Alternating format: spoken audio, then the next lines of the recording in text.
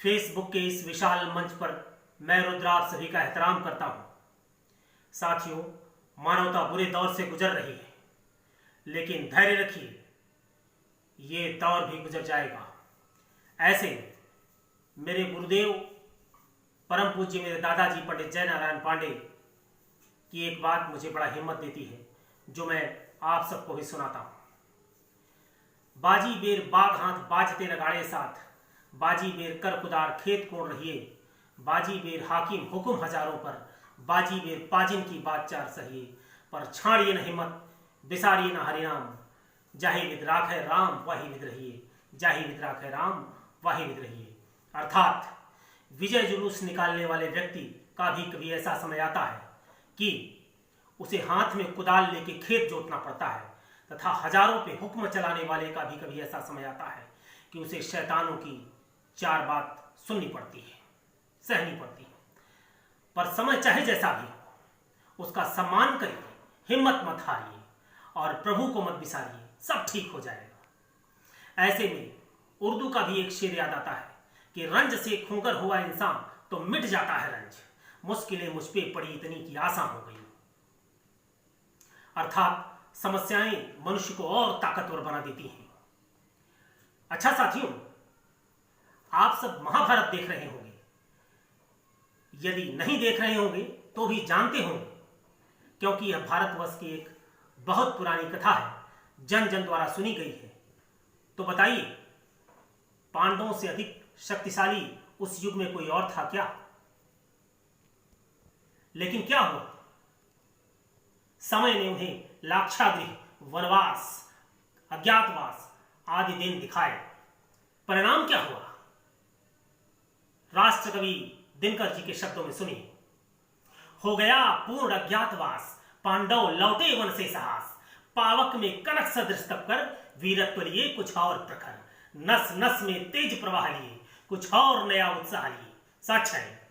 सच है विपत्ति जब आती है, कायर को ही दहलाती है। सूरमा नहीं विचलित होते, क्षण एक नहीं धीरज खोते, विघ्नों को गले लगाते हैं, कांटों में राह बनाते हैं।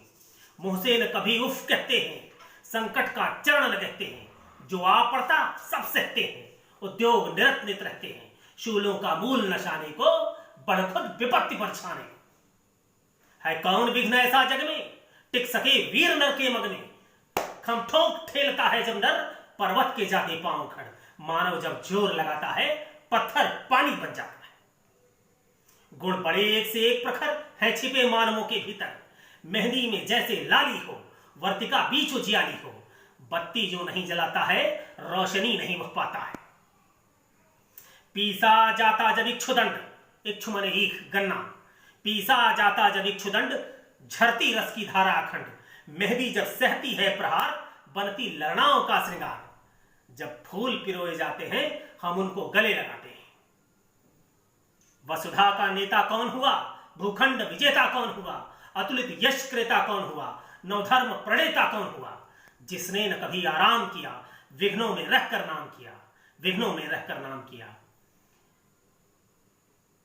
जब विघ्न सामने आते हैं, जब विघ्न सामने आते हैं, सोते से हमें जगाते हैं, तन को मरोड़ते हैं पल पल, मन को झंझोड़ते हैं पल पल, सतपथ की ओर लगाकर ही जाते हैं हमें जगाकर ही, जाते हैं हमें जगाकर ही। वाटिका और वन एक नहीं, वाटिका और वन एक नहीं, आराम और रण एक नहीं, वर्षा अंधड़ आतप अखंड, पौरुष के साधन है प्रकट। वन में प्रसून तो खिलते हैं, बागों में शाल न मिलते हैं, बागों में शाल न मिलते हैं। कंकरियां जिनकी सेज सुघर, छाया देता केवल अब्बड़, विविधाएं दूध पिलाती हैं, लोरी आंधियां सुनाती हैं, जो लाक्षागृह में जलते हैं, वे ही सूरमा निकलते हैं, वे ही सूरमा निकलते हैं। सो बढ़कर विपत्तियों पर छा जा, मेरे किशोर मेरे ताजा, जीवन का रस छन जाने दे, तन को पत्थर बन जाने दे। तू स्वयं तेज भयकारी है, क्या कर सकती चिंगारी है, क्या कर सकती चिंगारी है। जय हिंद, जय भारत।